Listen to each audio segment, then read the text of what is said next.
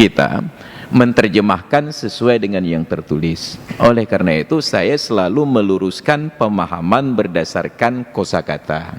Tidak boleh kata itu suka-suka hati, karena salah kata, salah makna, salah paham. Jangan salahkan orang yang salah paham kalau memang kita yang salah ketika berbicara. Ilmu tanyo benar, amai tanyo benar, kure tanyo benar, ngak selamat dunia akhirat. Sebahagian dari 12 bulan itu terdapat 4 bulan haram. Dzalika dinul qayyimu, itulah agama yang tegak. Fala tadlimu fihinna anfusakum, maka janganlah kalian berbuat zalim pada diri kalian fihinna, di dalam bulan-bulan tersebut. Nah, ketika menerjemahkan kata ganti hinna, ada sebagian ulama yang mengembalikan kepada makna 4 bulan haram, ada yang mengembalikan kepada 12 bulan dalam setahun. Bila dikembalikan kepada 4 bulan, artinya janganlah kalian berbuat zalim pada diri kalian di bulan-bulan haram tersebut. Sebagian ulama lagi menggugat, kalau begitu seolah-olah di selain bulan haram boleh berbuat zalim pada diri sendiri.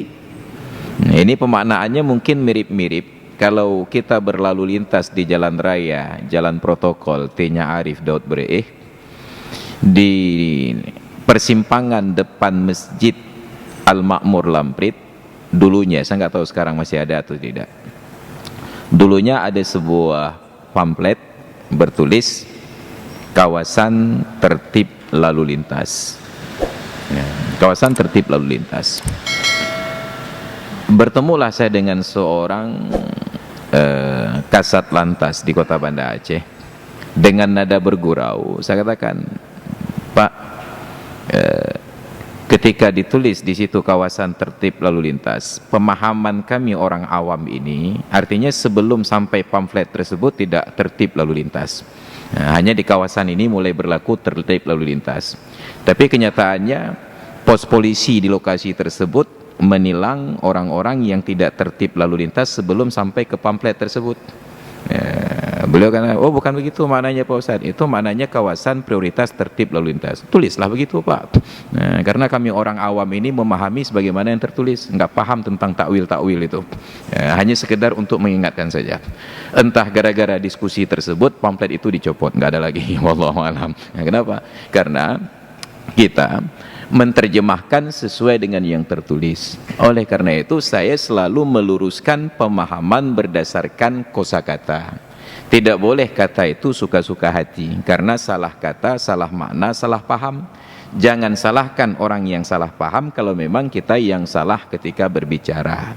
Tapi apa boleh buat, memang negeri kita ini negeri yang salah bicara selalu. Bukti sederhananya saja, saya nggak tahu sampai sekarang itu kenapa kartu keluarga itu disebut kartu padahal itu surat.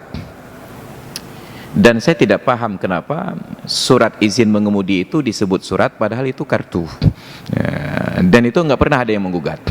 Yang kartu disebut surat, yang surat disebut kartu, sampai sekarang nggak ada yang ribut. Dan kita juga tidak pernah menggugat kenapa kartu tanda penduduk itu sudah benar kartu. Hanya sekarang dinamakan e-KTP, KTP elektronik. Sejauh yang kita paham, setiap kali disebut kartu itu ada mengandung elektronik, berarti di dalamnya ada chips. Bukan chip yang diperjualbeli sekarang. Ada chips komputernya untuk membaca data. Sampai dulu di awal-awal ketika dibagi kartu e-KTP, ada peringatan tidak boleh e-KTP itu difotokopi karena itu akan merusak chips di dalamnya. Belakangan ada yang penasaran ingin memeriksa apakah benar di dalam e-KTP itu ada chips. Dibongkar ternyata nggak ditemukan alat elektronik apapun, hanya kartu biasa saja seperti kita berlangganan di supermarket, diberikan kartu anggota. Jadi penipuan-penipuan seperti ini sudah biasa bagi kita. Maka tidak pernah ada yang menggugat ketika di media seperti televisi pada jam 12 malam itu disapa dengan sebutan selamat pagi. Ya, bahkan kita belum tidur sudah selamat pagi. Ya, tidak ada yang menggugat. Ya, harusnya itu selamat dini hari, bukan selamat pagi. Pagi dengan malam. Ya, tidur saja belum tiba-tiba sudah selamat pagi. Itu menunjukkan bahwa memang kita tidak disiplin di dalam berbahasa. Celakanya orang-orang yang alim dan ahli di bidangnya melakukan pembenaran, justifikasi atas kesalahan kata tersebut dengan dalih memang sudah biasa demikian. Kalau memang itu dibenarkan, kenapa tidak kita ubah saja Kamus Besar Bahasa Indonesia itu untuk mengadopsi perubahan-perubahan ini. Ya, tapi ternyata itu hanya sekedar legitimasi mereka. Terbukti mahasiswa yang menyelesaikan tulisan ilmiahnya, skripsi, tesis dan disertasi tetap tidak boleh salah tulis sama sekali, walaupun ucapannya selalu keliru.